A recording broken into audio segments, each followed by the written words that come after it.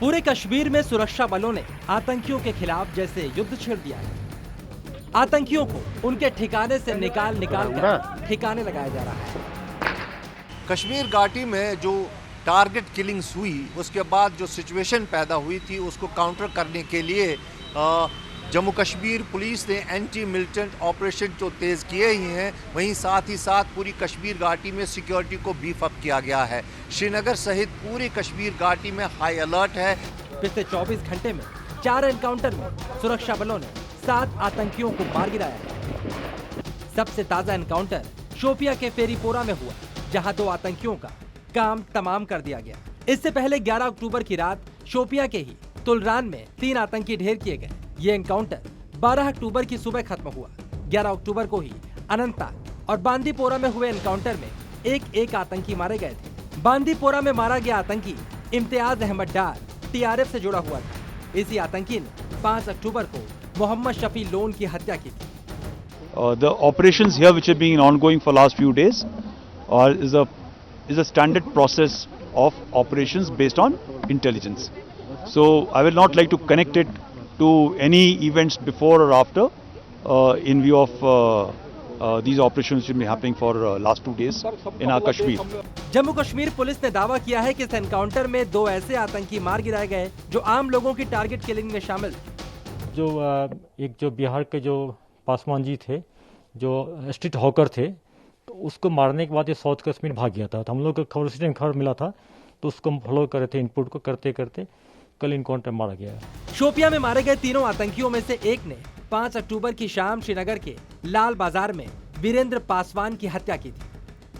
जम्मू कश्मीर में आतंकी संगठन आम लोगों को लगातार निशाना बना रहे हैं। पिछले दिनों जिस तरीके से कश्मीरी पंडितों और सिखों पर हमले हुए, उसके बाद से पूरे जम्मू कश्मीर में सुरक्षा व्यवस्था काफ़ी बढ़ा दी गई है।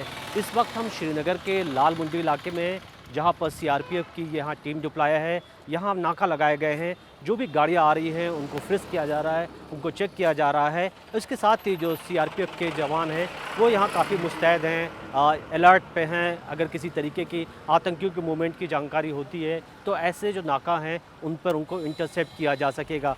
टारगेट किलिंग के अलावा पीर पंजाल में घात लगाकर आतंकी हमले में सेना के 5 जवानों की शहादत के बाद भी सुरक्षा बल काफी सक्रिय हो गए हैं और वो शहादत का बदला लेने के लिए पूरी तरह से कमर कस चुके हैं। सुरक्षा बल आतंकियों को कश्मीर के कोने कोने से खोज निकालने के लिए ऑपरेशन चला रहे हैं। पीर पंजाल इलाके में भी सघन ऑपरेशन अभी जारी है। कश्मीर में टारगेट हत्या की घटनाओं के बाद प्रशासन काफी मुस्तैद है और कश्मीर में सुरक्षा कड़ी कर दी गई है। आतंक के खिलाफ आखिरी प्रहार करने के लिए ऑपरेशन तेज कर दिया गया है। खासकर दिल्ली में केंद्रीय गृह मंत्री अमित शाह और लेफ्टिनेंट गवर्नर मनोज सिन्हा की बैठक के बाद सुरक्षा बल पूरे एक्शन में है। सुरक्षा बल ऑपरेशन में लगे हैं तो एनआईए भी जम्मू कश्मीर में लगातार छापेमारी कर रही है।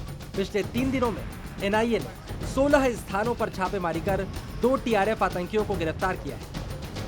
एनआईए की टीम आज कश्मीर में 16 लोकेशंस पे छापेमारी की कार्रवाई कर रही है और पूरी कोशिश यही हो रही है कि कश्मीर के अंदर जो आतंकियों का नेटवर्क है उसको पूरी तरीके से ख़त्म किया जाए। ऐसे श्रीनगर के अलग अलग लोकेशंस पे जो नाका हैं वहाँ पर लोगों को रोका जा रहा है, उनकी गाड़ियाँ चेक की जा रही है और ये देखा जा रहा है कि कहीं कोई आतंकी किसी तरीके का एक्सप्लोसिव या हथियार लेकर के कहीं शहर के अंदर तो दाखिल नहीं हो रहा। जहाँ तक हम सिक्योरिटी फोर्सेस की बात करें तो सिर्फ यही मकसद है कि कश्मीर में जिस तरीके से आतंकी हमले हो रहे हैं उसको रोका जाए। जम्मू कश्मीर पुलिस ने भी श्रीनगर शहर के संवेदनशील इलाकों को हाई अलर्ट पर रखा है।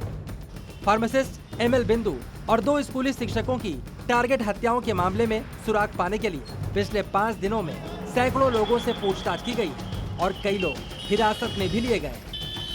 आईबी के काउंटर टेरर हेड करीब 1 हफ्ते से कश्मीर में है और आतंक का नेटवर्क तोड़ने के लिए खास सेक्शन में स्पेशल टीम भी लगी है। सुरक्षा एजेंसियां आतंकियों के लोकेशन से लेकर उनके मूवमेंट से जुड़ी हर जानकारी पर नजर रख रही है। सेना, जम्मू कश्मीर पुलिस और खुफिया एजेंसियों से मिलकर ऑपरेशन को अंजाम दे रही है। इन ऑपरेशन के दौरान सुरक्षा बलों को भारी मात्रा में हथियार भी मिले हैं।